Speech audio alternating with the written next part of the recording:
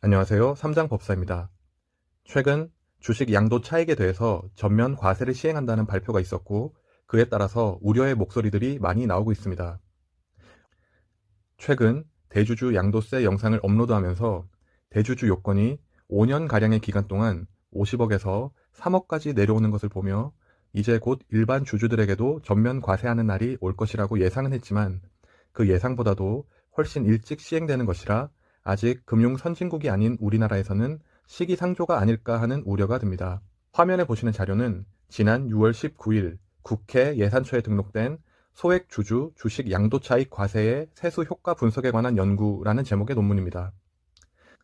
논문을 보시면 현재 정책의 방향성을 대략적으로 알 수가 있는데, 논문에서는 주식 전면 과세의 도입 취지와 도입 시 세수 증대 효과 등을 서술하고 있습니다.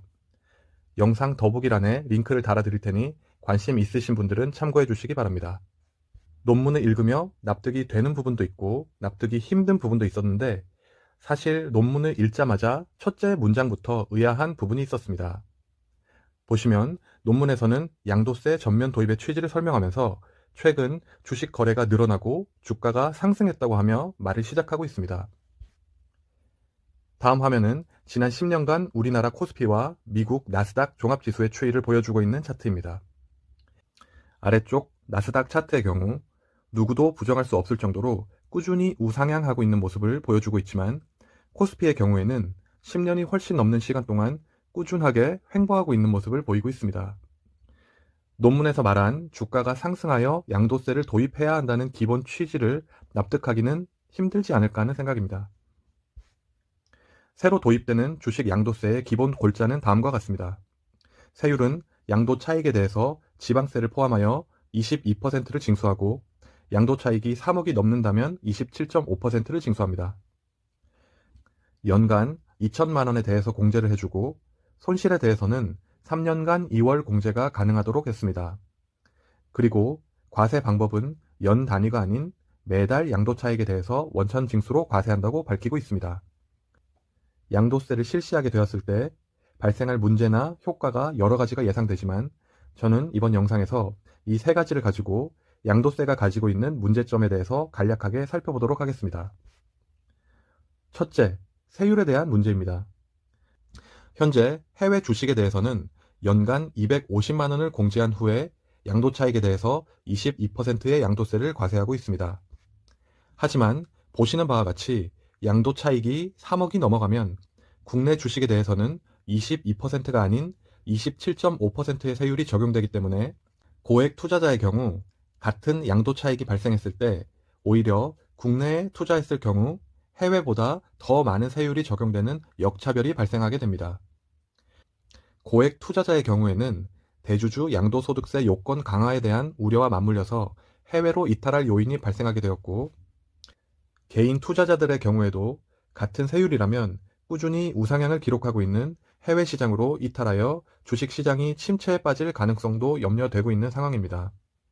이는 소개해드린 논문에도 투자심리 위축과 주식시장 발전 저해 가능성, 자금의 이탈을 우려하고 있고, 특히 고소득자에 대한 과세 강화가 시장 투자 심리 위축을 가중시킬 거라는 우려를 하고 있는 것을 알 수가 있습니다. 두 번째는 연간 2천만 원의 공제에 대한 내용입니다. 발표된 내용에 따르면 연간 양도 차익에 대해서 2천만 원을 공제하며 손실 발생 시에는 3년간 2월 공제를 열어두었습니다. 하지만 손실 2월 공제의 기간이 너무 짧다는 지적입니다. 예를 들어 첫 번째 해에 주식을 매도해서 5천만 원의 손실을 입은 투자자가 있다고 하겠습니다. 이후 이 투자자가 장기 투자를 결심하고 3년간 매도 없이 매수만 하여 3년 동안 양도 차익은 발생하지 않았습니다. 그러다가 다섯 번째 해에 장기 투자의 결실로 주식을 실현해서 양도 차익이 5천만 원 발생했다면 5년 전체로 보면 이 사람은 번 돈이 없지만 손실 공제 기간이 끝났기 때문에 양도 차익에 대해 660만 원을 과세해야 하는 일이 발생합니다. 이것은 소득이 있는 곳에 과세한다는 세법의 대원칙에도 어긋나는 것으로 보입니다. 마지막으로 과세 방법에 대한 논의입니다. 현재 2023년부터 발생하는 양도 차익에 대해서는 매월 월 단위로 원천 징수를 하겠다는 방침을 발표했습니다.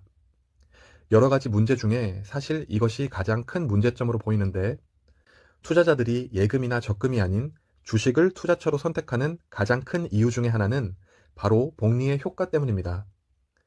복리의 효과는 같은 세율로 과세하더라도 그 횟수가 증가하게 되면 그 효과가 급감하게 된다는 특징이 있습니다. 또한 매월 양도 차익에 대해서 원천 징수액만큼 자금이 묶이게 돼서 그 금액만큼 복리 효과를 포기해야 하는 문제점도 발생하게 됩니다. 예를 들어 설명해 드리면, 만약 1월에 5천만 원의 양도 차익이 발생한 투자자는 다음 달 2월 10일에 공제액 2천만 원을 제외한 3천만 원에 대해서 22%가 원천 징수돼서 빠져나가게 됩니다. 그런데 이때 다음 달 이체할 660만 원을 확보하기 위해서 계좌에서 660만 원의 인출이 불가능하게 된다는 점입니다. 만약 이 사람이 전년도에 손실액이 5천만 원 있었으면 어떨까요? 양도차익 5천만 원에 대해서는 동일하게 과세되지만 전년도 손실액 5천만 원이 있었기 때문에 손실 2월 공제를 통해서 세금을 내지 않아도 됩니다.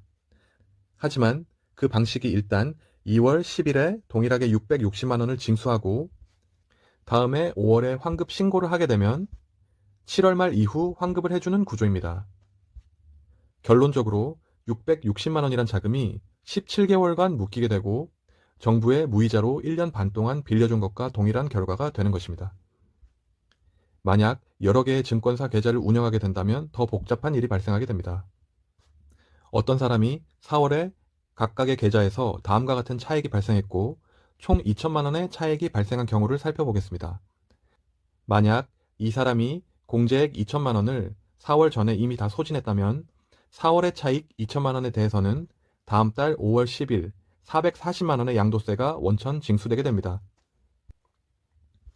하지만 주식 양도소득세는 세수를 원활하게 확보하기 위해서 잠정 원천 징수액이라는 개념을 만들었는데, 이것에 따르면 총 440만 원의 징수액을 이익이 난 계좌별로 부담시키기 때문에 A와 C 두 계좌에 각각 440만 원씩 묶어두었다가 다음 달 5월 10일에 각각 220만 원을 징수하게 되는 시스템입니다.